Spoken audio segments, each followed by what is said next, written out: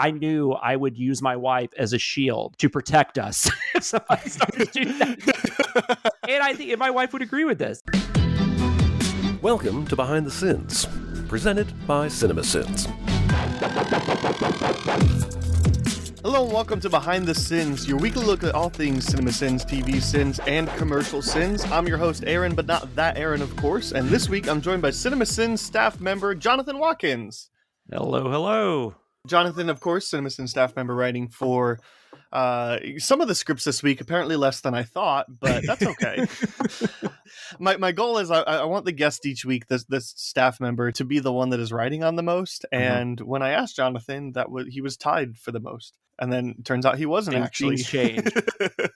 It's all good. I'm still happy to have you on. Welcome. Thank you. We're here to talk about all the content this week. But first, I just kind of want to ask Jonathan a few general questions. Sure. Jonathan, I want to know, first of all, if you had to describe CinemaSins in like a sentence or two to somebody who's never heard of the channel, how would you choose to describe it? That's funny because being like a parent, whatnot, you meet other parents or you just whatever neighbors or whatever, and they always ask what you do, and it's really hard to describe. I did start taking, because Aaron would say content creator, so I took that from him, which that makes sense. I was like, I'm going to start saying that, but then I also specifically say like for YouTube, so people don't think I'm like making porn or something. But I don't know. My wife, when people ask my wife what it's like, she always describes it as like Mystery Science Theater 3000, which is funny. I don't think she's ever actually watched that show because that's a weird comparison. It's kind of like the John Lovitz, The Critic, maybe something like that. It's just like the most like annoying, bougie movie buff that you can ever imagine, and then just kind of dial that up like by a couple, like comic book guy in Simpsons. Yeah, and then just dial that up a lot.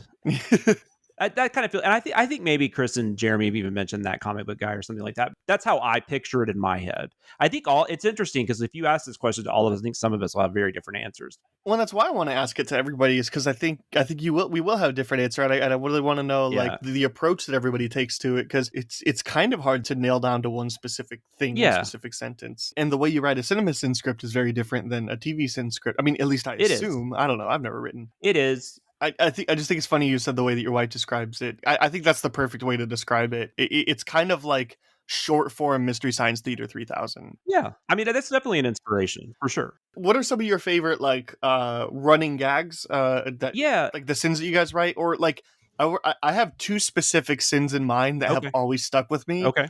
Like, do you even have like maybe some specific sins that are the favorite? The one, I think I've said this before. The one I remember when Jeremy and Chris let me know that they had just started this channel. So it was Spider-Man, was Amazing Spider-Man the first one, right? It was the Amazing Spider-Man, and then Dark Knight Rises, and then I think Hunger Games, and then shortly after, like I think Twilight's around there, because I just remember watching the Amazing Spider-Man one, and then I watched the Twilight one. So I really got that like Bing sin run, and like because they have that whole thing in Amazing Spider-Man where they keep saying Bing, the Bing sin of the internet service that a lot of folks have and whatnot. And then on the Twilight video, there's a sin because they show her, I don't know what she's on. I guess she's on Google or something. I just remember the sin as something like, see, Peter, even Bella doesn't use Bing, or something like that. I just remember that might have been one of the earliest things where they actually connected it back to another video. So I just remember finding that really funny. So that's the one that's really stuck with me. I love singing sins. I don't know, just trying to get them to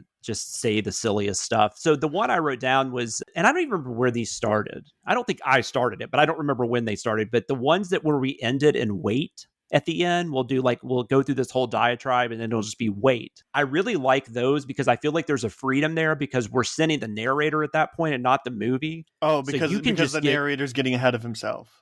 Yeah, or he says something like really creepy or cringy or just disturbing, and like so you can just go like really to town with those sins and just to the movie itself. Despite what people believe, we try really hard. If anything seems mean spirited, we just take it out. We're not going to call out like Zack Snyder personally. Like, you know what I'm saying? Like, we're not just going to be like mean to him. We'll find a way to make a joke maybe, but we're not just going to be like Zack Snyder's a dick, that kind of thing. But in like this type of sin, because it's the narrator, we can just do whatever because, Aaron and Jeremy and Chris, they don't care. They'll make fun of themselves. And it's not them anyways. It's a fictional character. And then you end that with wait. So no matter how disturbing it is or something, it kind of gets, that lift at the end. So sure. I must do those well because those typically don't get cut in the combine process. So that's another reason I like them. Like, make the narrator look like as big of an idiot as we want to. So that's fun. Yeah. Kind of get to be trolly to ourselves. That's always fun. For sure. I think my favorite running gag is the, because it's one that just bothers me every time. Before even this started becoming a gag, but it's just the guess I won't be needing this anymore, because it's like, oh yeah, it's crazy. It just people just get rid of useful items all the time, and it's like, why? Like, and like when people, it's the worst in action movies where you got like your main character, or horror movies. You got your or horror movies. You got your main character that picks up a weapon, uses it a little bit, and then just drops it. It's like, that's gonna be useful later. Like, it's just something that it's like, oh, what a fun way. I'm not the only person that thinks this way. Like, sometimes there's sins that are affirming like that. Yeah, exactly. I have 3 specific sins that I adore. The first one, the one I think is my favorite sin ever written, is from the Jurassic World video. So it's where the BD Wong character is reintroduced. He's kind of heading all the genetics for the dinosaurs, but it's done in this way that it's like, look at him, and big bad guy reveal kind of sort of way. Yeah. So the way that Jeremy reads it, the sin is BD Wong, but the way that Jeremy reads it is BD Wong. I remember this. It's all-time favorite for me. There's also this kind of so stupid, but like really hits the sweet spot, is Godzilla King of the Monsters. There's a sin, because the whole third act is ridiculous, and I kind of love it. The whole movie is kind of ridiculous, and I kind of love it. There's a moment where Godzilla dies, and Millie Bobby Brown just kind of like hugs him or whatever. And again, it's Jeremy's reading is just perfect, because he goes, "Oh, she loved him back to life." Like, it's because it just acknowledges the stupid, and it's like, oh. And then the other one is, and man, timing is sometimes so perfect when these come out. But the Baby Driver video came out a couple of weeks after we found out Kevin Spacey was a monster. Oh wow. And there was a sin because one, as Kevin Spacey in the movie is trying to explain how he met Baby, and so he's like, so here's this kid is trying to steal my car. I looked at this kid, I was like, I gotta see the balls on that kid or whatever. Like, the way it's phrased in the movie is he's trying to say like, this kid's got some balls, like, but the sin is just like, based off of the things that they're saying about you recently, I 100% believe that to be true. Yeah, that's also when I think videos were a lot closer to when they were released. Like, we actually have stuff in the can like a little sooner now. I don't know if you see that as often now. Sometimes with TV we get away with that, definitely with commercials, because commercial sins are kind of like right about when they get released is when they get, because they're not that hard to deal with. But well, I don't want to speak for the editors. I've heard them say they're not that hard. All those are very funny. I think those are all Chris and Jeremy, I think. Oh, maybe. I'm almost positive Jurassic World and Baby Driver are. I think Godzilla vs. Kong was them too. Anyway, those are just a couple of my favorite sins. I wanted to throw those up. And of course, seeing the Patreon promo of the Cinmentaries, I can't not keep thinking about that. Spider-Man's not a parade. You don't need to stop traffic for Spider-Man. Like, that's very funny. Yeah, that's a good one. And it's the original video. So anyway. Those are crazy when we go back and watch this, because I forget about stuff. Like, Chris and I did the Hereditary one here recently, and there's that thing where it, like, the sin is Gabriel Byrne gets caught on fire, and the sin is Gabriel Byrne, and I was just like, oh my god. Like, I just completely forgot about that. I mean, Chris wrote it, I didn't, but I was just like, I completely forgot about that sin, because that just killed me when it came out. Well, you want to get into the content for this week? Yeah, let's do it. So let's move on to the Sin Side Scoop. What's he building in there? I've got a secret. Pay no attention to that man behind the curtain. This is a true story. We got to start with TV Sins here. Monday's September. Yeah, you're doing daily. I like it. Anyway, Monday's video. This is Rick and Morty 3.6. This is Rest and Ricklaxation. You've given your thoughts on Rick and Morty, right? The new season's coming out, right? I watched that first episode. Did they sneak drop an episode, or is just season 6 starting? Season 6 started, I think, last Sunday. I think and I don't know, based on when this is coming out, probably 2 weeks ago or something. So I think only episode 1's been released, because that's the only one I've seen. Yeah, episode 2 releases Sunday. So yeah, so that makes sense. Tomorrow. So that makes sense. So I'm caught up, I guess. Yeah, no, I like Rick and Morty. Last season, I think, didn't excite me as much as some have, but there was still a lot of funny stuff. I remember last season was like super horny. Are you a big Rick and Morty person? I used to be. Like, I definitely never like the crazy fans that go to McDonald's and scream Szechuan sauce and pickle Rick and all that. Yeah. No, for the most part, like, look, I was a fan. I think the first 2 seasons are great. And then I think season 3 is kind of like hit or miss. Like, because season 3 has the Pickle Rick episode, and Yeah. the one right after that is the superhero team up, the Vindicators. And those 2 episodes are great, but like those are kind of the standouts. The rest of them are fine. And then season 4 really kind of lost me. But then all of a sudden it has the Vat of Acid episode in season 4, which is one of the best episodes ever made. Yeah. Man, and season 5, I feel like there was 1, maybe 2 episodes I could latch onto, but for the most part, like, I feel like this show has just gotten so far up its own ass that I just can't enjoy it anymore. The season 6 premiere deals a lot with where what universes each of these characters even come from, because there's been so many switching around and stuff between universes that it like, and so I feel like they're trying to answer that. I don't even know if anybody cared though, like at this point, like it almost seems a little weirder that they're trying to like figure this out.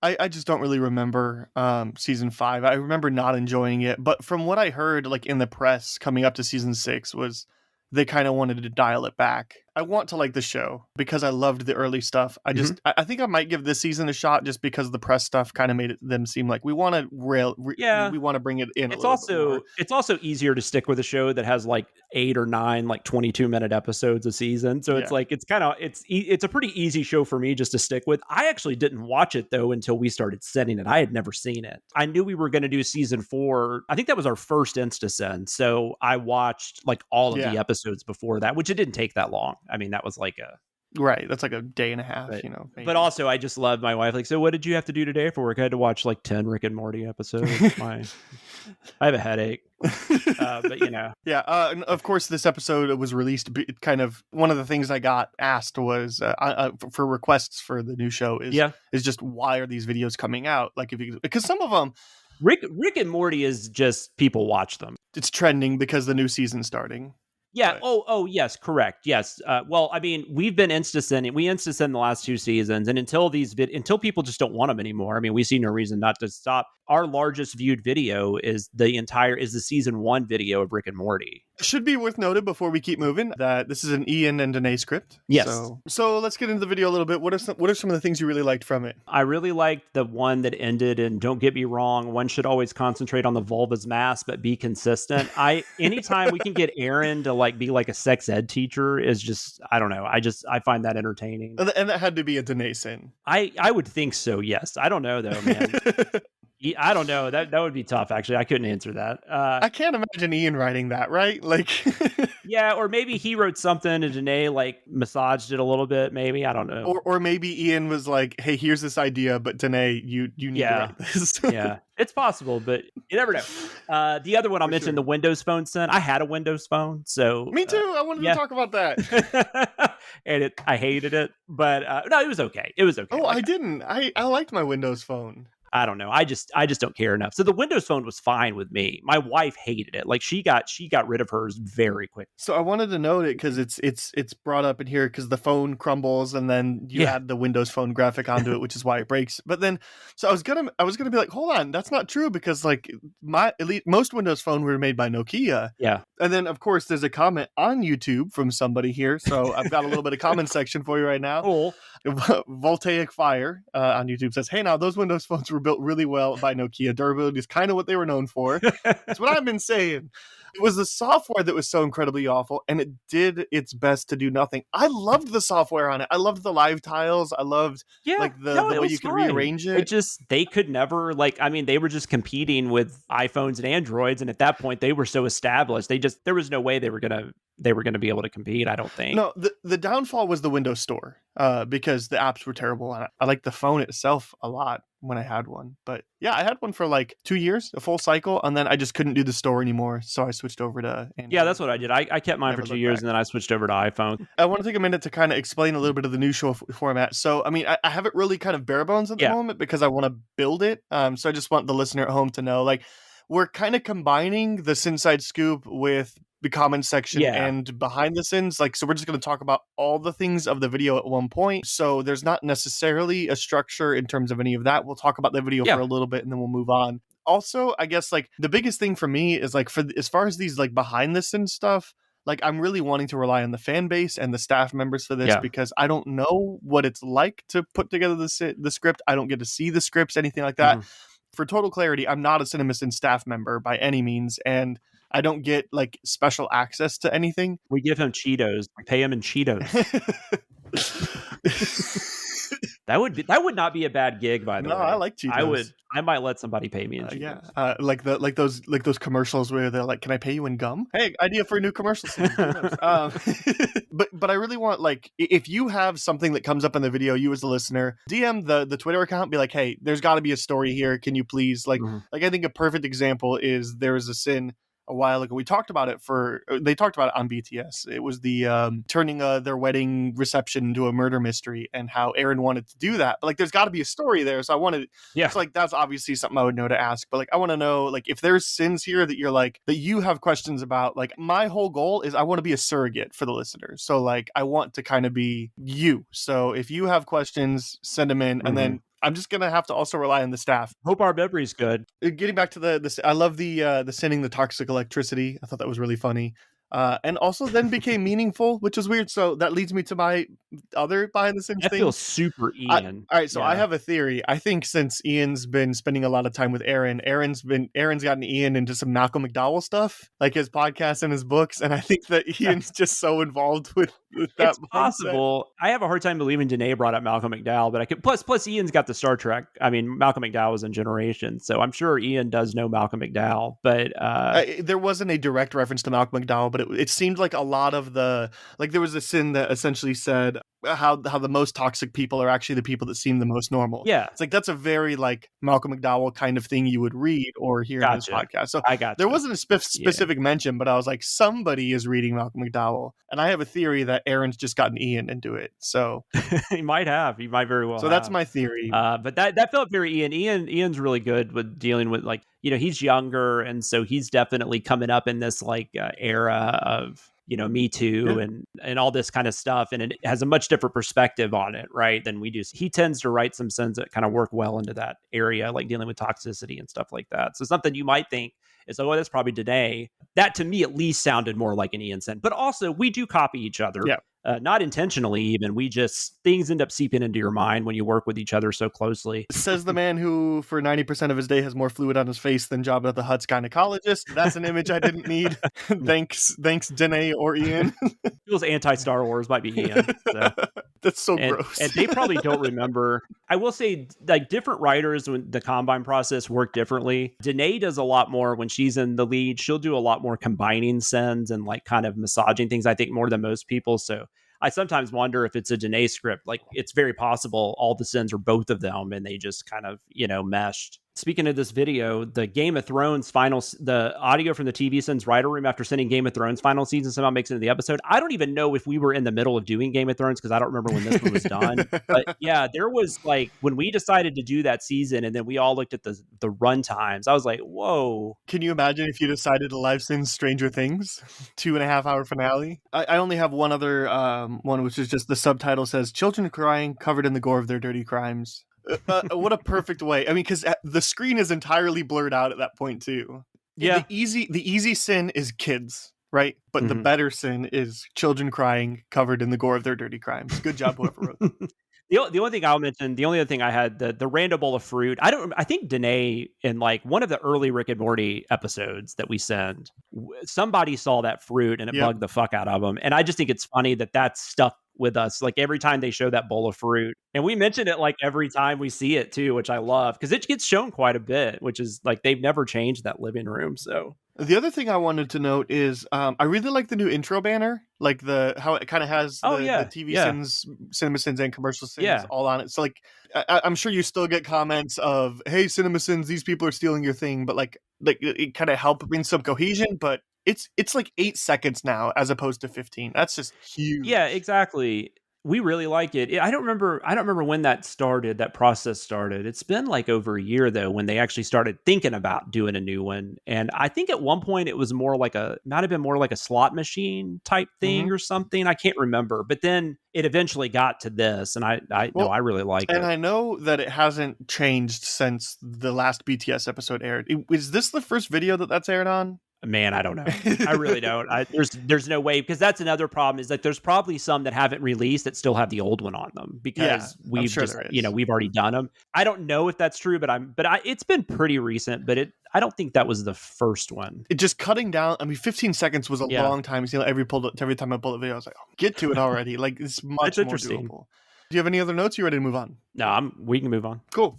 That takes us to Tuesday CinemaSins video. This is The Karate Kid. The new season of Cobra Kai starts soon, right? So Yep, that was probably some of the reasoning. And it's just one we haven't done. And, we're finally getting back to where we have a lot more movies in the theater. So there is a lot more newer stuff coming out. Because, there for a minute, we were just having to kind of pick and choose, find older stuff we had never done, stuff like that. But I think this definitely has to be tying into that. I love that we have a TV series that people are excited for, where Thomas Ian Griffith is the villain. In 2022, like, that's just insane to me, because I was a kid when the Karate Kid movies came out. Karate Kid 3 came out. I turned 13, I think. I think that was 89. Between like 8 and 13 were these like first 3 movies. how have you guys not done The Karate Kid yet? I don't know. We did the remake a few years ago. I didn't write on that. I don't remember who did. I didn't write on that one, but I remember we did it. So I don't know why we hadn't done this. I guess just really nothing had come up that, like, I don't know why it wasn't done when the Karate Kid remake came out, though. Like, that would have seemed to be like, but maybe it was opening up against something else that made hold more on. sense. The original Karate Kid was 2010, because I YouTubed it just to make sure, because like you haven't done part. Oh, the remake was 2010. Oh, okay. So that was before the channel existed. Yeah, it was. It was right before. So yeah, that's why then. And maybe this Karate Kid came out when Cobra Kai season 2 started, because that's 4 years ago. That would make sense. That might be right. We did Cobra Kai. We did the first episode of Cobra Kai on CinemaSins too. So yeah, you're probably right. Is probably why we did that one. Honestly, look, I'm going to say this up front. This is my favorite script of the week.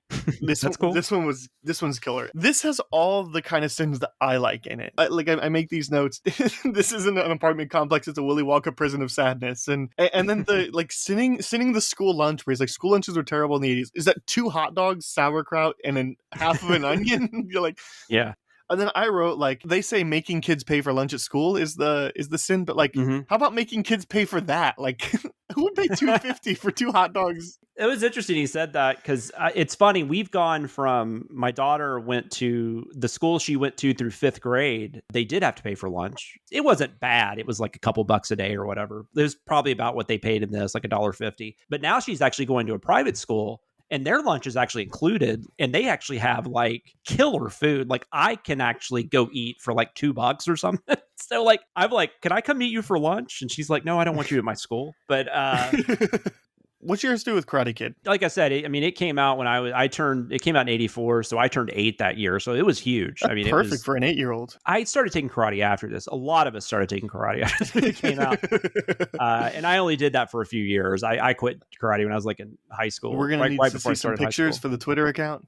God, my mom might have some. I don't have any. It was a big deal. It's not a movie like I really enjoy now. I think it was on like a couple years ago, and my daughter and I were watching TV, and I was like, oh, this might be fun. And I think we only made it through like 20 minutes, and she got bored. Yeah. It wasn't really doing anything for me either. This isn't like a movie I go back to, but I have like really nice thoughts attached to it. I feel like that's the perfect way to describe it. I saw this once in college for an orientation class. I don't know how they connected. I don't remember. They showed us Karate Kid and said, now write a thing about it. And it wasn't a film class. It wasn't anything.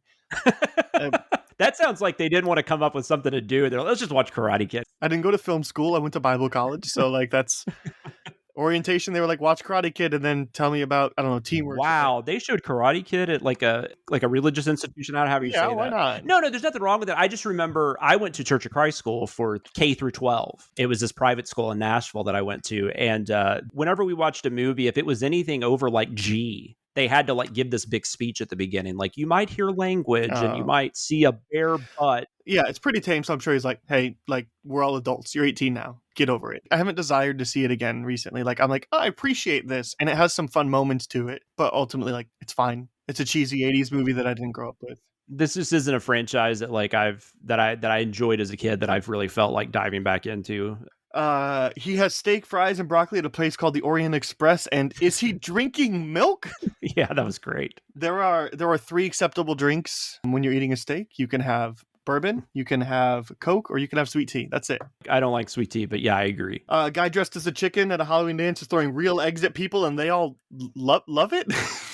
It's just like, this is so funny because like we're gonna get to this really hard in the next video, but like I'm not watching Karate Kid before watching the CinemaSins video, so I'm just like, I don't remember that part. So I'm like, wait, is this really a real part in the movie? Like, Yeah. why? Those bullies will never find out where Daniel lives now, huh? Which again was kind of like one of those, guess I won't be needing this anymore. Like, Yeah. it flees from a thing, and it's like, okay, they don't know where to find him at the next place. Like, Yeah, exactly. I mean, I don't know what else he's supposed to do at that point, but I still think it's a really funny scene. well, and it's like there's tons of movies. Like I recently watched, I think Mr. and Mrs. Smith does this, where they like leave a big action sequence like in the middle of the scene, and they never show like how they escape from it. Like it's just kind of like they transition to like they're at home now, and it's like, what? Oh no, Catwoman. It was Catwoman. Which Catwoman has a lot of problems. Yeah, I've never seen it. The Kent Jarvis story of, which I'm sure is a pseudonym, and I'm sure it's based off of somebody's real experience. I would think so. So, like but it's a little too specific to not. I This think kid in so. 4th grade that just peeled glue off of his hands all year. And I have a question for you. Okay. Is this the first out of context audio theater there's been? I think so. I don't Because like I don't remember that. This from is something. prime for like a recurring gag. Yeah, no, I think this is the first one that I'm aware of. I have to watch all of them now, but like I haven't watched all of the videos because like I watch what I have seen the source material for. Yeah. So like, I was the same way before I started writing. well, so it's like, I don't know, like if I missed out on something, like is this, I love this. I hope this becomes a recurring thing, this out of context audio theater. That slayed me. That was amazing. Good job, guys. If it has happened before, it's been recently. Yeah, for so. sure. Or it might even be one that's already done that hadn't been released yet. I mean, there's all kinds of possibilities. So Could be. I hope that becomes a recurring thing. Also, the Mr. Miyagi isn't present to address the form. So him be like, we were talking about sports earlier, right? yeah, Like, and about how coaches influence teams. yeah, If your coach isn't there to address form, like what good is the training? Especially something like it's crazy. like paint the fence up and down, left to right. It was something I never thought about. That I was like, I'm so mad now. Why?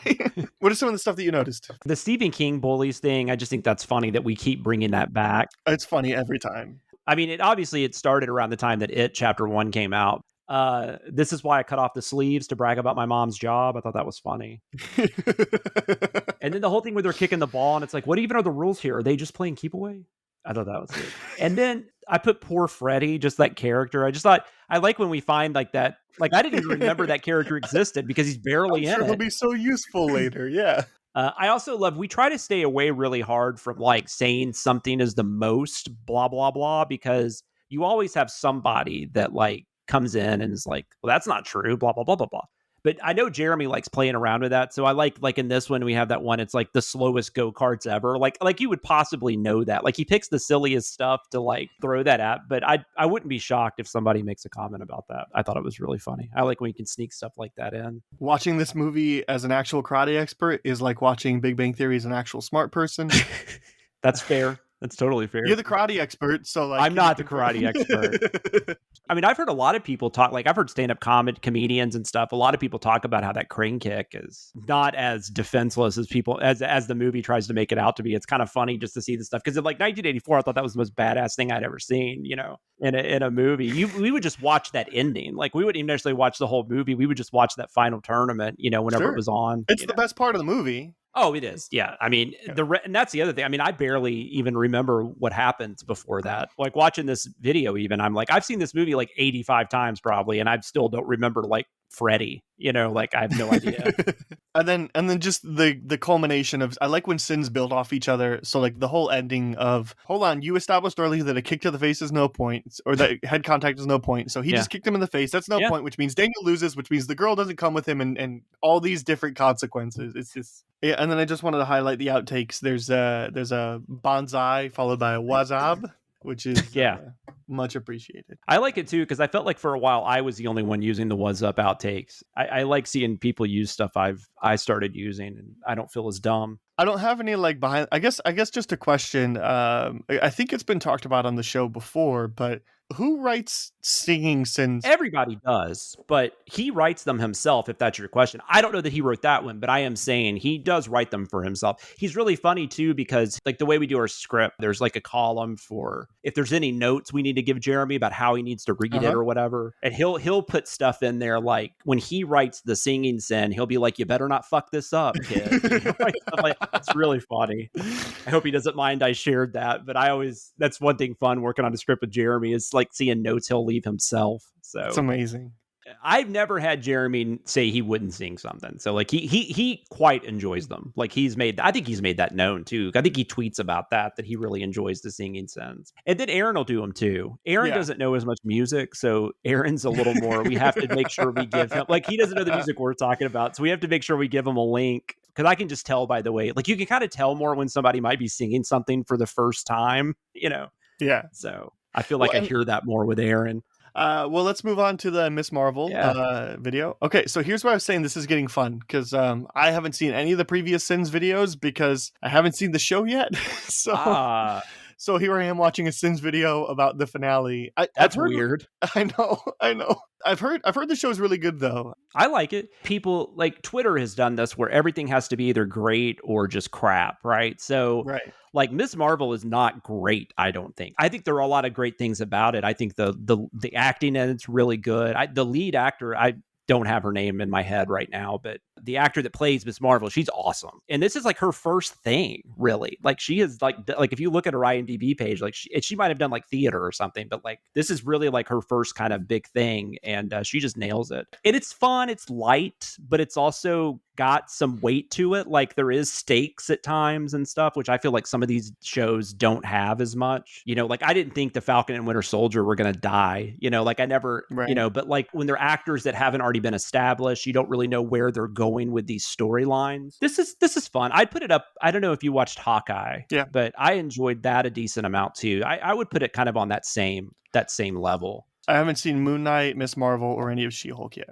I think it actually reaches an interesting resolution, which a lot of these shows don't. Yeah. There's that stinger at the end with Captain Marvel that's kind of weird. Yeah. But the main storyline, I think, actually ended well, which I think even something as awesome as WandaVision, I don't think that ended very well. I mean, like, I think they've had a hard time nailing the endings with some of these, but I think they did a pretty good job here. It was really interesting because I think about halfway through, I realized, oh, this is the finale because it's episode 6. So, were you a Captain Marvel fan? No, I don't like the movie. I didn't dislike it, but I've never wanted to watch it again. Yeah, the script is by Jonathan and Daniel. So you wrote on this one too, which is good. That means that maybe we'll get some extra things that I didn't think to ask. I wrote down 3 things that I really enjoyed about it. The first one was just sending that stupid intro at the beginning, where it gets the vaguest trigger warning ever, and it's like, it serves no purpose because if you're going to give a trigger warning, you need to be specific. This episode contains depiction of suicide, or this episode. I thought it was weird. Daniel and I both actually caught on to that and thought it was really odd because they usually do say specific things, and this just said like you might be offended. There was an episode of America's Got Talent this season during the auditions where they're like, "Hey, this is going to contain some sensitive content." Yeah, and it was at the start of the episode, and the audition was like an hour into the episode. It was a school shooting survivor that was performing. Gotcha. And it was like, how do I know what to be triggered by? Like, after I watched this, I don't remember if I could even figure out what it was that they were talking about, but it's been a minute since I've watched. I didn't notice anything from the Sins video. Who decided to reference Saved by the Bell the college years? Oh, that was me. Those are fun to write too. Those are I don't know what you call those. It was like a trailing off into nothing. It's like, I feel like I do them a bunch in CinemaSins more than I do in TV Sins. Yeah. It's like you ask like the first 2 or 3 questions actually reference whatever you're talking about. And then the last one is just something, it's just whatever comes to my mind. Like there's no specific intent. It's just, I don't know why Saved by the Bell the college years came to my mind, but I don't even know if Daniel knew that was a show that existed. So nobody did. I was at this Iowa State Fair recently, and we do this trivia on the first night, and there was an audio clip, and it was an audio clip from a TV show theme song. And the TV show theme song for Saved by the Bell the college years came up. I was like, is that it? Like, I was the only person on the team that knew it. I'm like, I think that's Saved by the Bell the college years. I'm like 40% confident in that. It's like that really like retro 80s like electric guitar, like, it's standing at the edge of tomorrow. Yeah, It's that's just, right. I kind of remember it now. It's not the same as it's the bad. regular show, but yeah. And then the other one I wrote down is the sin is for high school versions of you and me that laugh exceedingly long at this kind of statement, because it was something about like balls in the hall or whatever. I don't know. Yeah. Yes. Okay. I wrote that down. That was fun. That was the line in the show was you and Nakia grab as many balls as you can, and then That's you see it. them with that thing with baseball balls. And I remember thinking we definitely need to put something here. But even if they're over 18 or 20 in real life, it's high school kids, so there is a line there that we try not to, we don't want to cross. And so I really couldn't think of anything. And thankfully, Daniel had written that. And I was like, oh, that's perfect. That's exactly what we need. Well, So, and the sin is sinning the viewer because like you people didn't. Exactly. Yeah. So that's the way to do that. You don't want to actually send a high school kid. What are some other things you got? Do you have any like any things you liked or any notes that you had from the editing process or? Well, the stopping at the red light, that stuck out to me when I was rewatching it, because I remembered that both Daniel, I feel like that might be Daniel's sin, or maybe that's mine, and then the also was Daniel's. I can't remember, but I just remember that irritated both of us. Like the idea that it was supposed to be like this silly light moment in the show, like, oh, look at she's obeying traffic laws, she's a good person, but it's like she's on the way to like save her friend from like being murdered. So. And she's not like in a car; she's above street level. There's no traffic. We made that Spider-Man reference. So like it was one of those moments. That harkened back that like jogged my memory of the Spider-Man's not a parade. You don't have to stop traffic. Exactly. And you can have a moment like that in a show like this, but it was just in that time point, she's on her way to save her friend from being killed. So it just felt really like kind of crazy. So like in Spider-Man Homecoming, they have that like Peter like webs to nothing, and then he's like running across the park. Yeah. But he's getting to a party. There's nothing like exactly life-threatening that's happening. Exactly. Like, that was infuriating to watch you sin, because I was like, oh no. I always find schools being empty funny, because so that's why we have that thing about they're talking about if we go on Saturday, there won't be anybody there. I'm not saying schools aren't ever empty, but I just like I've seen enough movies where there's like it's at night and there's like 2 students still in the school and there's nobody else. I'm like, that doesn't happen.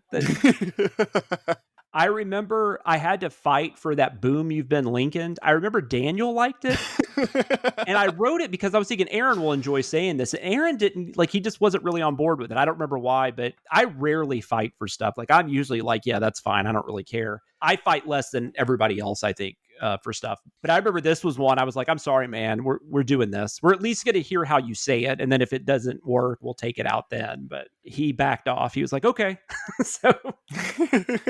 And I think it turned out well. I feel like that's a good compromise. Like, do it, and if it doesn't flow, we'll cut it. And I told him, I was like, dude, I wrote this for you specifically. Like, I was thinking of you saying this. And he's like, oh, okay. So I think that I boasted about him enough. No one on the Sins team was almost crushed by an Inside Out stand-up. I thought I'd throw that out there. That was a joke. That was definitely not a real thing that happened, but that felt like something that would happen to a narrator like Aaron. So who loves Pixar. And I had written that ball sting down because I thought that was funny.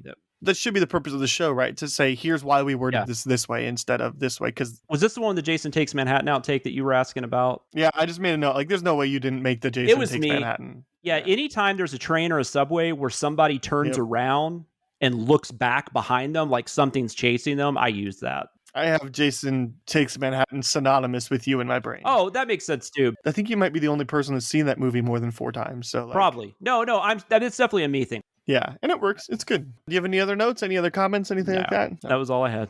All right, so thoughts on Pinocchio? I mean, I really dig it. It's probably the one I watched the most from this era, like when I was younger. This seems to be one of the only ones from that era I can think of where it's like, it's a boy. I guess maybe Dumbo. I don't like Dumbo though. But yeah, no, I really like Pinocchio. It's also like, it's kind of one of those when you're a kid, like it's scary, but it's not like too scary. It's more like fun scary. Yeah, I feel like I haven't seen the first, haven't seen this in probably 15 years, which is very different from you saying that, because that means I've likely only seen this a couple of times, probably before I was able to start forming memory. So weirdly enough, I maybe have more memory. It's next to nothing of Drew Carey did that Geppetto movie, that live action musical one. That really, I don't remember this. Go on.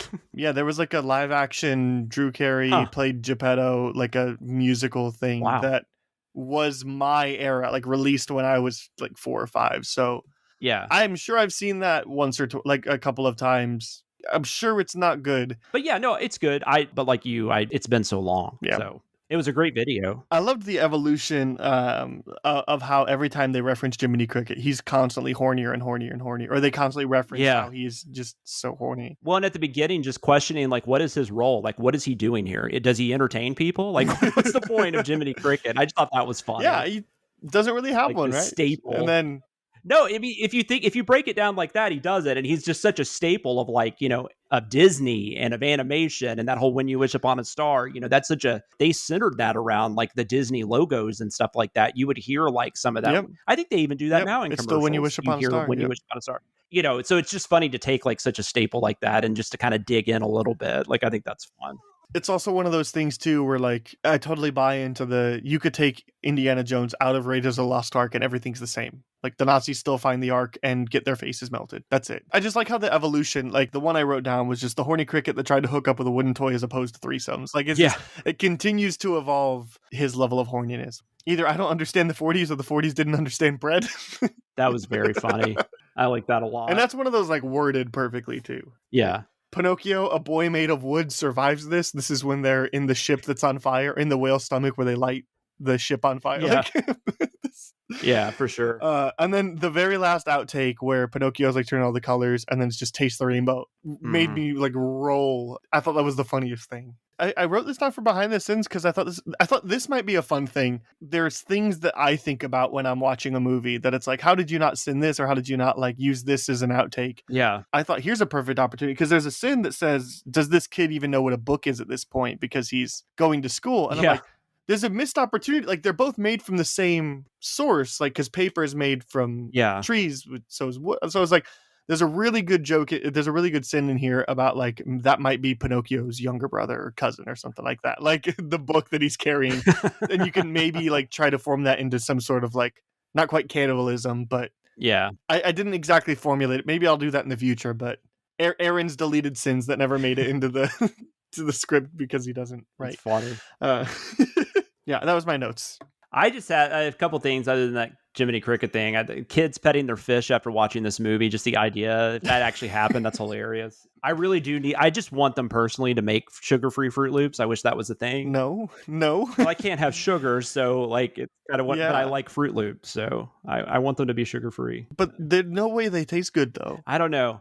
And then I just love the idea that I never thought about, like when he turns into a donkey, like how does he turn into a donkey if he's not a real boy? And like if he is going to turn into a donkey, why wouldn't he turn should be into a wood donkey? Yeah. So I thought that was really funny. But yeah, that's all I had. Yeah, this was one of those that it's like, as a movie, you can establish whatever rules you want, but you just follow them. Yeah. And this movie does such a poor job at that. Yeah. It's just like picking those out, picking those inconsistencies out. That's the fun stuff to me because you're essentially like doing a math equation. If A plus B equals C in this situation, why does A plus B equals D in that? Yeah. I love jokes that work that way. Yeah, me too.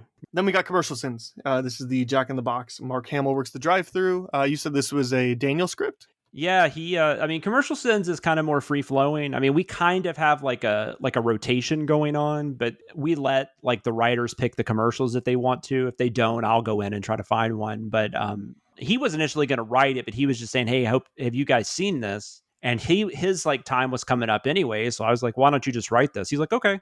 I kind of really like this commercial, but Jack in the Box is some trash ass food. Like not even a good. Rarely trash. eaten it. We have them here now. I think they came like when I was in college was around the time they came down in the South, or at least in Tennessee. I haven't eaten at one in like 20 plus years. I don't remember much about them, but I just don't eat a lot of fast food for health I reasons. eat a lot of fast food, and I've been to one Jack in the Box once, but I will never go back because it was single-handedly the worst fast food I've ever had. That's what I hear. Well, and I know we had one that had to keep closing for I think health code violations. So like that's not promising. It doesn't surprise me. Yeah, that's not promising if that happens. Yeah, commercial doesn't start with a long time ago and income bracket far, far, far away. Beautiful. Good job, Daniel. I hadn't watched the video before I read you that note, and I thought that was something you were saying. Like, why didn't this start? I thought that was funny. This is the worst Crumpets a Crime origin story. It was really funny. Yeah. I love like these are like he's trying to throw in references to Mark Hamill's famous characters, and like it's just Exactly hitting the sweet spot for me. Yeah, one of the things I wrote down was I was just picturing like Daniel. Maybe he knows Ada's enough, but my guess is he was just doing research, and so that. But I just loved the idea of Daniel picking out Ada's enough to be the reference. I thought was hilarious because I mean I barely remember that show because it was on like when I was a baby, basically. So. Yeah, and then the this is why I love commercial sins, is especially like the way that Chris does it, like because I'm used to hearing Chris's voice doing rants on the Sincast. Whenever there's a rant written into a commercial sin script, like it really comes through with his voice. And so like the ending script there where he's just like fabricating this idea that the drive-thru employee who asks if I want barbecue sauce then forgets to put it in my bag gives two shits about my napkins. Like hearing him get so, because like that's written from a place of experience. Oh, and yeah. we've all had that, so we know like Chris is channeling his own anger energy on top of it. It's just that is something that would piss Chris off to no end. So like that's a perfect send for him to say like that. I mean that's supposed to be not Chris really, but I mean I'm saying the actual Chris. Right. That is something he would be furious about. But yeah, it's just one of those like hearing his voice in rants anytime there can be like an incorporation there is just great. The only thing I had that you didn't mention I think was it was part of that whole thing about the opening, but I just like that it was not a long story. In fact, it wasn't even a long opening crawl. I thought that was For sure. Well, that'll do for the content of this week. We got one more thing to cover real quick, and that's this new segment that we're called Behind the Sinner. So tell me about yourself. We're all sinners, every one of us. And what happens to sinners? Get to know each other better, you know? See, Daddy, sinners have soul too. The information, it's too much. Walk away, Marge. Just walk away. So the idea of this show is that I want to try to get you guys talking about things that aren't pop culture related, because guess what? Like you talk about it all the time, and I love hearing your thoughts on that. But also like I follow each of you guys on Twitter because like I love you as people as well, and so I want to kind of bring out the other element, because you're not just Sins writers, right? You're not just staff members. Yeah, exactly. You're also people, and people have different interests, and I feel like that might also like kind of bring in different elements that might even influence like some of your sin writing that might be fun. So I feel like this is Behind the Sins. People that are listening are fans of the channel. They're probably fans of you, so let's just chat for a little bit. So as we were talking, this was interesting because we had a hard time narrowing it down. I legitimately at one point you sent an email to me because you're like, I'm sorry I'm so boring. Because it was legitimately at one point thinking like, do I just talk about soda with Jonathan? Because I know you have some hot takes about soda. I mean, it's like, I mean, I spend, I have an 11-year-old daughter. So like and obviously I have a wife, and like, so I have a family. So I spend, during the day I work on CinemaSins and stuff. So the only thing I do outside of, and I do watch other movies and television shows, and I read a lot outside of work, but the only other time I'm really spending is I'm, with her or my wife, and mom, we're all doing family stuff, right? So well, and it's okay. You mentioned you like to read a lot, and I just like that's still kind of in the same realm of pop culture. I kind of wanted to get out of there. I figured you talk about being a parent pretty frequently on the podcast, and that's great. Your daughter's a big part of your life. That's great. So I just thought I have 3 questions for you here. What is the best part about being a parent? I guess as somebody I'm not particularly interested in being one. Like, no, I hear you. I feel like people are like, it's the best part of your life. It's like, what's the best part though? Like, I have theories about people that bug people that don't have parents. I would never bug anyone that didn't have kids about having a kid, because if you don't want a kid, don't have a kid. I mean, it's so rude. Well, it is, and also like if you really don't want a child, I mean, why would somebody want you to have one? Like that doesn't even make any sense. Like, right. I will say on the traverse of that, which maybe this is kind of answering another question you have, but on the traverse side of that, I will say if your only concern is that you won't be a good parent, you shouldn't worry about that. Right, because you're already asking the right questions. Yeah, and I think that's the best thing about it, because I think your kid is the only person like you have that unconditional love for. It's crazy how quickly that unconditional love hits, and it's just something that's hard to explain. And so that's the thing about it. Like Ryan Reynolds said this one time talking about when Blake Lively and him had a kid, and he said he loves his wife. He loves her to death. And, there's nothing he wouldn't do for her. But he said once he saw that baby girl open her eyes, he's like, I knew I would use my wife as a shield to protect us if somebody started to do that. And I think my wife would agree with this. I mean, my wife would absolutely throw me in front of them if she could, because we would save our daughter, right? It's crazy because that's like the only time you really have that inner thought, I guess. Unconditional love is a pretty crazy thing. And then just seeing her achieve things, just seeing her go for things. And I mean, I'm not even talking about necessarily sports and stuff. She is a very talented cheerleader. She's been a very talented gymnast in the past and stuff. But I'm saying just in general, like she gets excited about something. She goes for it. She achieves it, however, whatever level she wants to achieve it on. It's just really fun observing that, and I love her becoming herself, I guess. So I think through these achievements and stuff, she's kind of discovering her own identity. So that's really fun to try to help with, I guess, I don't know. Who knows? We might be screwing her up. No, that's a great answer. I love that.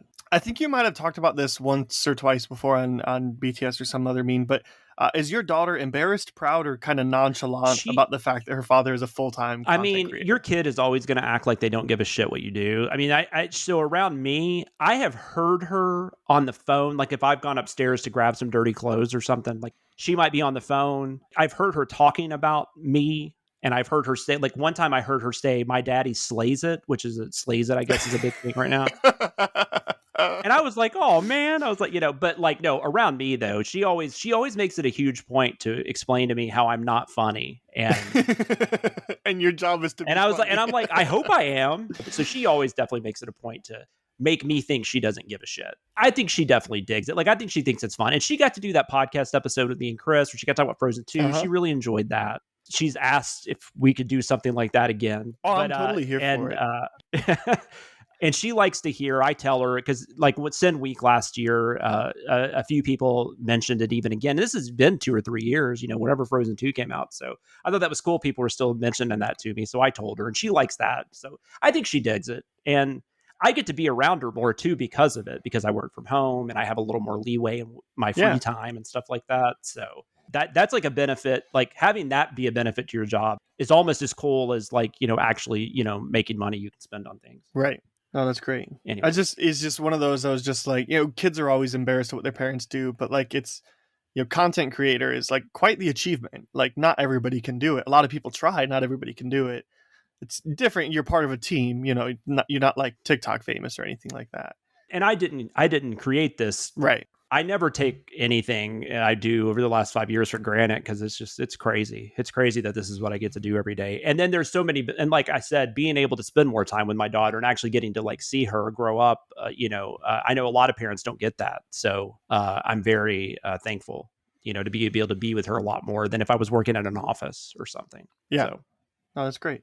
Then the last piece of advice I have, let's say there's a listener out there that's listening that's either trying for a kid right now, or they're like about to become a parent, or maybe they recently became one. Like what's some really good advice you have for them? Learn patience. And I mean, like really, really I don't know if you have to go to yoga. I don't know if you need to talk to somebody but I mean, you've really got to have some patience, because this is a kid that's not going to do everything correctly and is going to make a lot of mistakes and is going to really piss you off a lot. But it's different because it's still, like I said, that unconditional love factors in. It's like, it's weird being really, really pissed at somebody, but loving the hell out of them at the same time. It's a really just odd, connection. So you've really got to learn how to balance that and not get so stressed out. I try really hard to be patient with her, because I think I need to be able to look cool under pressure or whatever. And I need to be able to take care of things because she needs me right now to do that. Eventually she won't. I mean, and one day we might need her, I'd say, especially, I think patience is the big thing. Also,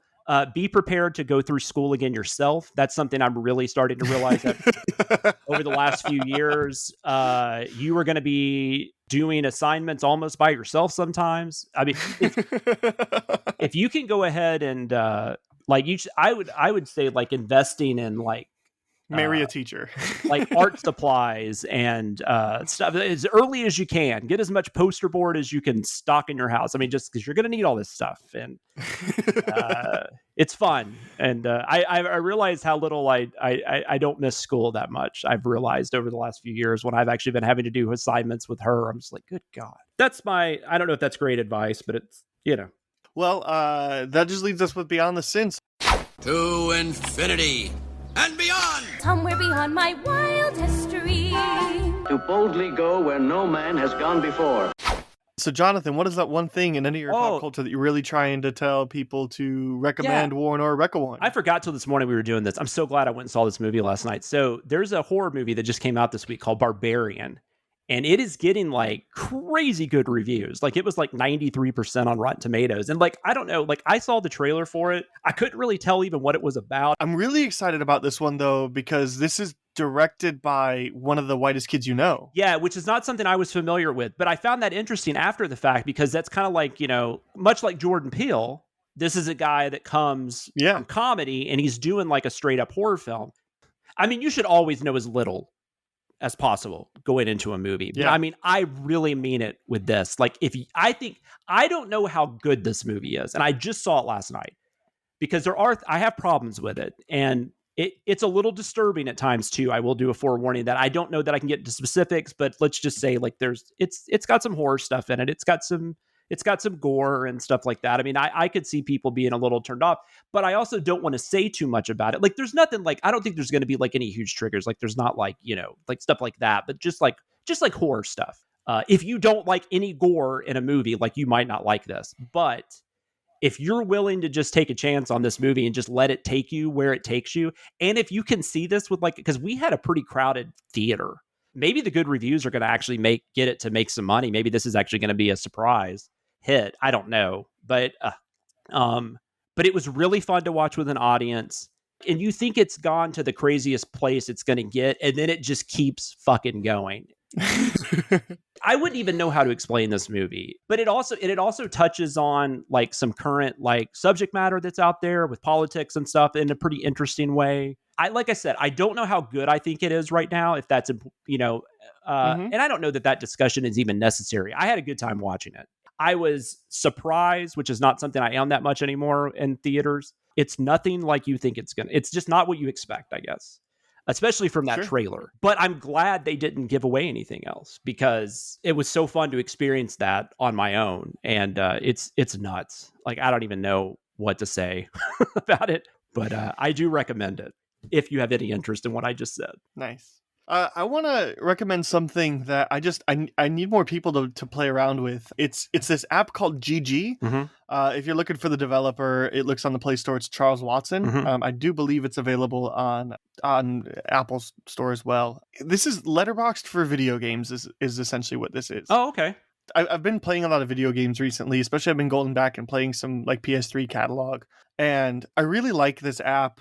You know, we have Letterboxd now, and we have Serialized, which is like Letterboxd for TV, and like I started using that, and I haven't gone back to it, but I've heard it's gotten better. But I haven't messed with it. I started it when everybody started it, and the app was really slow, so I was like, I'm gonna wait.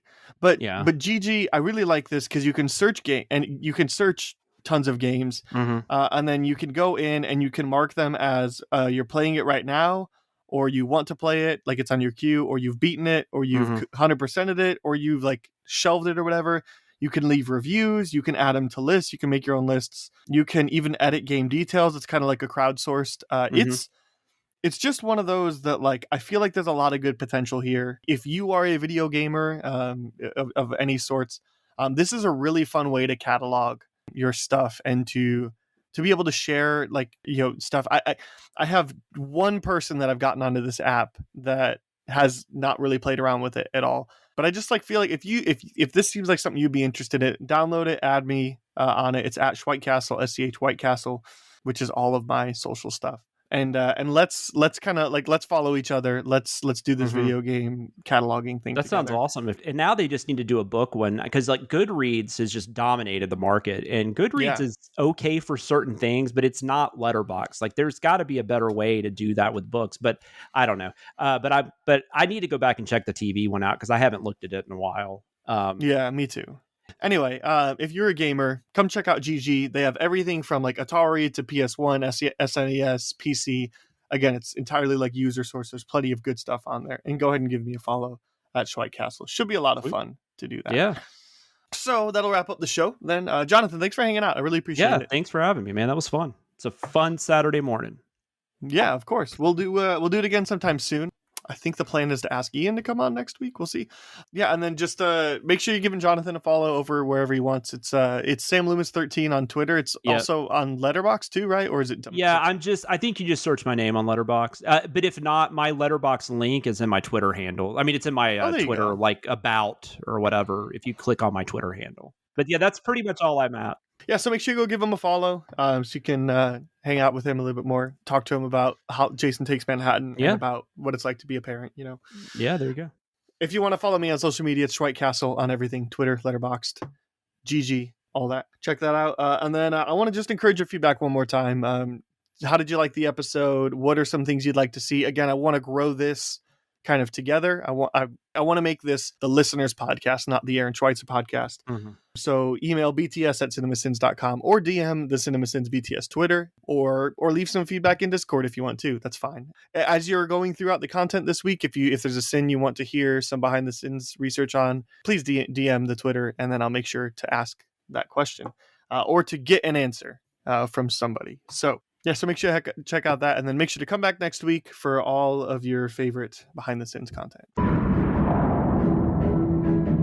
Thanks for listening. Send any feedback to bts@cinemasins.com, and be sure to subscribe, rate, and comment. Find more ways to connect by visiting cinemasins.com/BTS. The head of all the science department. I almost said Scientology department. Definitely different thing. Ian wrote very similar to Aaron before he even knew Aaron that well. They kind of clicked immediately. Oh yeah. No, they're like husbands. They're Well, speaking of Ansel Elgort and his behind the scenes issues, Miss Marvel is script by. Should be worth noting. The script was Jonathan Watkins and Daniel. So you and Daniel, right? No, I didn't know. Hold on a second. Worked for me. You don't have the faintest comprehension of what I'm doing here. BD Wong! Oh, he loved her back to life. See, Spider-Man, even Bella Swan uses Google over Bing.